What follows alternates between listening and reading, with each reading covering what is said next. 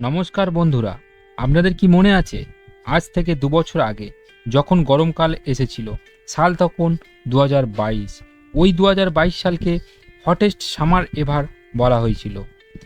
ওই বছর এত ভয়ঙ্কর পরিমাণে গরম পড়েছিল ভারতে, যা ১২২ সালের রেকর্ড ভেঙে ফেলেছিল। কিন্তু তারপরে আবার আসলো ২০২৩ সালের গরম।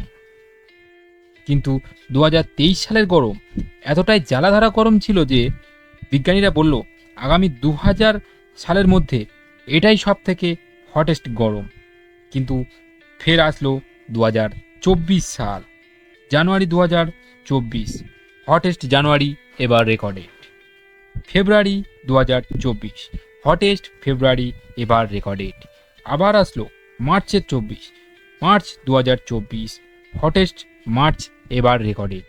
তারপরে আবার আসলো এপ্রিল ২০২৪, এপ্রিল ২০২৪, হটেস্ট মান্থ এবার রেকর্ডেড। আগামী ১১ মাস দোস্ত পৃথিবীতে রেকর্ড ব্রেকিং করেছে গরমের। আজ যে গরম আপনি সহ্য করছেন এটা নর্মাল গরম নয় দোস্ত।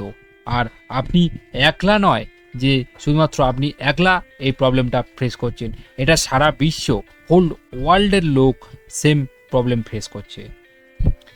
আগামী মাসে সাউথ ইন্ডিয়াতে আর সাউথ ইস্ট এশিয়াতে এইরকম রেকর্ড ব্রেকিং হিটওয়েভ দেখা গেছে।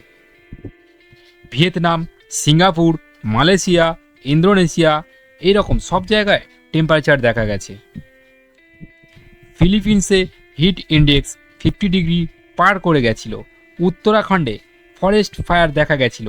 উড়িষ্যা, ছত্তিশগড়, মধ্যপ্রদেশ ফরেস্ট ফায়ার দেখা গেছিল। পুরো দেশে হিট ওয়েভের ওয়ার্নিং দেওয়া হয়েছে। এমনকি কেরালার মতো জায়গাতে যেখানে কখনো হিট ওয়েভ রেকর্ড করা হয়নি, সেখানেও পর্যন্ত এই বছর হিট ওয়েভ রেকর্ড করা হয়েছে। আর এখন তো নর্থ ইন্ডিয়াতে 46 ডিগ্রি সেলসিয়াসের থেকে বেশি তাপমাত্রা রেকর্ড করা হচ্ছে, যা একটি দোস্ত চিন্তার বিষয়। একটি সোজা কারণ এইসবের পিছনে, সেই কারণটি হলো গ্লোবাল ওয়ার্মিং আর ক্লাইমেট চেঞ্জ। কিন্তু শুধুমাত্র এটাই কি একটি লতা কারণ এই ওয়েদার চেঞ্জের পিছনে, ক্লাইমেট চেঞ্জের পিছনে? না দোস্ত, তবে এর পিছনে আরও অনেক কারণ রয়েছে। চলো সেই কারণগুলো নিয়ে আমরা আলোচনা করব। কোন সেই কারণ? আসুন আমরা সবাই দেখি এর কি সলিউশন আছে, বা এই গরম থেকে কিভাবে আমরা বাঁচতে পারি, বা এই গরম থেকে বাঁচার উপায় কি।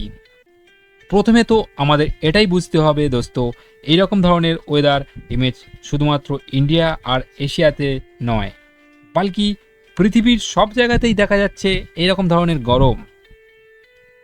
এই মাসে সাউথ আমেরিকাতে হয়েছে প্রচুর পরিমাণে বৃষ্টি, যার ফলে বন্যার সৃষ্টি হয়েছে এবং ৮০ জন মারা গেছে এবং ১২৩ জন মিসিং হয়ে গেছে দোস্ত।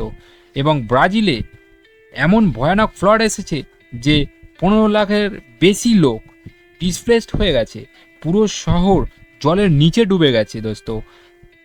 এইসবের পিছনে তো একটাই কারণ, যাকে সব থেকে বেশি দোষী মানা যায়। সেই কারণটি কি জানেন দোস্ত? তো সেই কারণটি হলো এল নিনো। এমনিতেই এটি পৃথিবীর একটি ন্যাচারাল ব্যাপার, যেটা ৫ থেকে ৭ বছর পরে পরে হয়, কিন্তু ক্লাইমেট চেঞ্জের কারণে এটি আরও তাড়াতাড়ি, আরও দ্রুত হারে হচ্ছে। এই এল নিনোর পুরো নাম কি জানেন দোস্ত? এই এল নিনোর পুরো নাম হলো এল নিনো সাদার্ন অ্যাসিলেশন। এর শর্টকাটে বলা হয় ইএনএসও। ওয়ার্ল্ড হেলথ অর্গানাইজেশনের মতে এই দ্বিতীয় সব থেকে বড় কারণ, যার কারণে পৃথিবীর ক্লাইমেট বদলায়। এর উপর প্রথম নম্বরে আসে পৃথিবী আর সূর্যের মধ্যে যে সম্পর্ক আছে সেটি। পৃথিবী যেভাবে ঘোরে, আর সেই ঘোরার কারণে ওয়েদারও চেঞ্জ হয়। যেমন গরম, তারপর আসে বর্ষা, তারপর আসে ঠান্ডা আসে, কিন্তু এর কারণে হয়। এরপর দ্বিতীয় সব থেকে বড় কারণ হলো এল নিনো এর কারণে। আর দোস্ত কি এই এল নিনো? আপনারা কি জানেন এল নিনো কি? তো আসুন আমরা এবার জেনে নেব এল নিনো কি। কি এই এল নিনো? এটা একটি এমন জিনিস যেটা প্যাসিফিক ওশিয়ানে দেখা যায়। প্যাসিফিক ওশিয়ান এটি পৃথিবীর মধ্যে সবথেকে বড় এবং সবথেকে গভীর সমুদ্র, যেটা এশিয়া আর আমেরিকার মাঝখানে অবস্থিত। ইমেজিন করো একটা পুরো সমুদ্র আর একটি বাথটবের মতো। যখন আপনি ওই টপের মধ্যে হাত নাড়াবেন এবং তার মধ্যে জল পূর্ণ থাকবে, দেখবেন হাতটি আপনি যখন নাড়াবেন, যেদিকে দিয়ে টানবেন দেখবেন জলটি ঠিক সেদিকেই চলবে।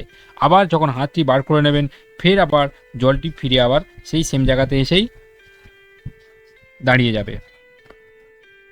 এই রকমভাবেই প্যাসিফিক ওশিয়ানে হাওয়া চলে ইস্ট থেকে ওয়েস্টের দিকে। এই হাওয়াকেই ট্রেড উইন্ড বলা হয় দোস্ত। আর এর বেশিরভাগ টাইম আমেরিকা থেকে এশিয়া আর অস্ট্রেলিয়ার দিকে বইতে থাকে এই হাওয়া, কারণ পৃথিবী ওয়েস্ট থেকে ইস্টের দিকে ঘোরে। এর কারণে এই ট্রেড উইন্ডের উল্টো দিকে ফ্লো করতে থাকে। আর এর কারণ নর্মালি কি হয়, প্যাসিফিক ওশিয়ানে যে জল আছে সেটি ওয়েস্টের দিকে ফ্লো করতে থাকে অস্ট্রেলিয়ার দিকে থেকে।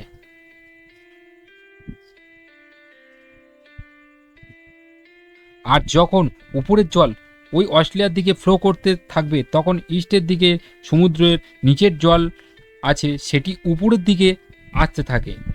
সাউথ আমেরিকার পাশে সমুদ্রর নিচে থেকে জল উপরের দিকে আসতে লাগে। এই রকম প্রক্রিয়াকে বলে আপওয়েলিং। এই যে জল নিচে থেকে উপরে আসে সেটা একটু বেশি পরিমাণ ঠান্ডা হয়, আর এর কারণে যে গরম জল অস্ট্রেলিয়ার দিকে চলে যায় আর ঠান্ডা জল সাউথ আমেরিকার দিকে চলে আসে। আর যখন জল গরম হয় তখন জল খুব তাড়াতাড়ি বাষ্প হয়ে আকাশে উড়ে যায় এবং সেখানে মেঘের সৃষ্টি করে, আর বেশি বৃষ্টি দেখা যায় ওই অস্ট্রেলিয়াতে।